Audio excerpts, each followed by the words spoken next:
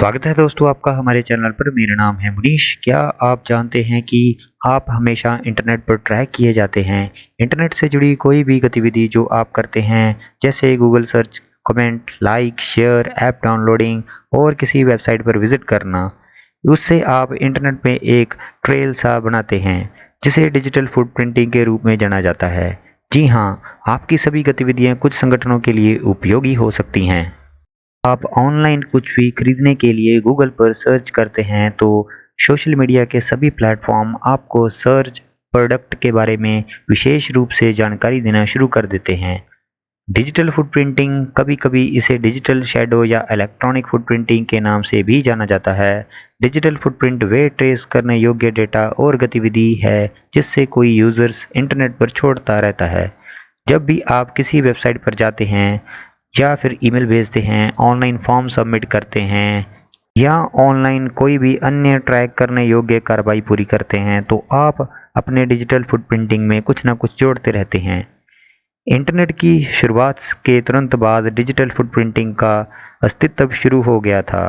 पहले यूजर्स का digital footprint अपेक्षाकृत सरल था क्योंकि इसमें उसका आईपी एड्रेस, ब्राउजिंग हिस्ट्री और अपलोडेड की गई कुछ फाइलें या फिर मैसेजेस हुआ करते थे। बट नाउ इंटरनेट के विकास के साथ साथ डिजिटल फुटप्रिंटिंग और भी जटिल होते गए। आज आपके डिजिटल फुटप्रिंट में online post, online review, digital images, online post पर जो भी कमेंट या रिएक्शन आते हैं या शेयर किया हुआ आपका ब्राउजिंग हैबिट्स, वो अपलोड किए गए सभी वीडियोस भी हो सकते हैं। आपका डिजिटल फुटप्रिंट में कई अलग अलग प्रकार के डेटा हो सकते हैं। यूजर्स अंत अपने डिजिटल फुटप्रिंट में 3 प्रमुख प्रकार की जानकारी कंट्रीब्यूट करते हैं, जैसा कि पर्सनल डाटा, बिजनेस डाटा और financial data. Digital footprinting basically 2 types के होते हैं, एक्टिव फुटप्रिंटिंग और पैसिव फुटप्रिंटिंग। एक्टिव फुटप्रिंटिंग जब भी यूजर्स जानबूझकर ऑनलाइन जानकारी देते हैं, एग्जाम्पल के लिए ईमेल या ऑनलाइन संदेश भेजकर या अपने डिवाइस पर कुकीज़ इंस्टॉल करके भी एक्टिव फुटप्रिंट बना सकते हैं। कई मामलों में यूजर्स अपने एक्टिव फुटप्रिंट में तभी योगदान देगा जब उसे पता होगा कि उसका ये डेटा का उपयोग किसी खास उद्देश्य के लिए ही किया जाएगा। उदाहरण के लिए, यूजर्स भरोसा करते हैं कि ड्यूरिंग ऑनलाइन मेडिकल अपॉइंटमेंट और अन्य मैट्रिमोनियल वेबसाइट या फिर डेटिंग ऐप या फिर कोई अन्य ऐप और वेबसाइट्स, उनके डाटा को अगली एडवर्टाइजमेंट फर्म्स को नहीं बेचा जाएगा। सोशल मीडिया यूज़र्स के लिए एक्टिव फुटप्रिंट बनाने का सबसे लोकप्रिय तरीका में से एक है। यहाँ लोग जानबूझकर सोशल मीडिया पर अपनी निजी पोस्ट और जानकारी, आदतें, कौन सा भोजन उनका फेवरेट भोजन, फेवरेट फ्रेंड और इत्यादि जानकारी साझा करते हैं।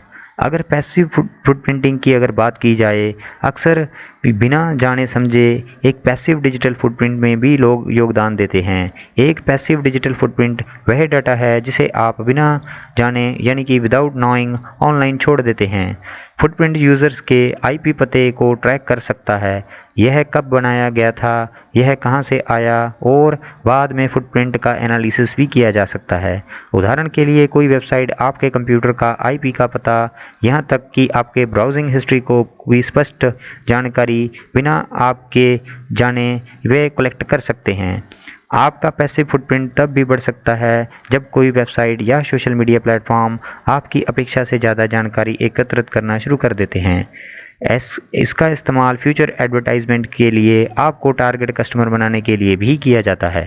डिजिटल फुटप्रिंट को लिमिट किया जा सकता है कुछ बेसिक्स के स्टेप फॉलो करके, जैसा कि ओल्ड अकाउंट को बंद करना, इंटरनेट को ब्राउज करना इनकॉग्निटिव मोड में ताकि कुकीज़ को अवॉइड किया जा सके, अपने आप को अनसब्सक्राइब कर लेना जो कि अनवांटेड ईमेल, न्यूज़लेटर्स हैं, और इसके अलावा अपनी सोशल मीडिया पर अपनी निजी जानकारी को कम से कम शेयर करना, रेगुलरली अपडेट रहना अपने ब्राउज़र की प्राइवेसी सेटिंग्स में, और वीपीएन का यूज़ करना, रेगुलरली अपडेट करना अपने पासवर्ड्स को ऑनलाइन। डिजिटल फुटप्रिंटिंग एक इनविटेबल है। इसका मतलब इंटरनेट का पूरा उपयोग तो बंद करना नहीं है, बल्कि इसका मतलब है कि आप स्वेच्छा से ऑनलाइन जो जानकारी साझा करते हैं उसे सीमित करना। Thank you for watching our video. Thank you. Like and subscribe. Thank you.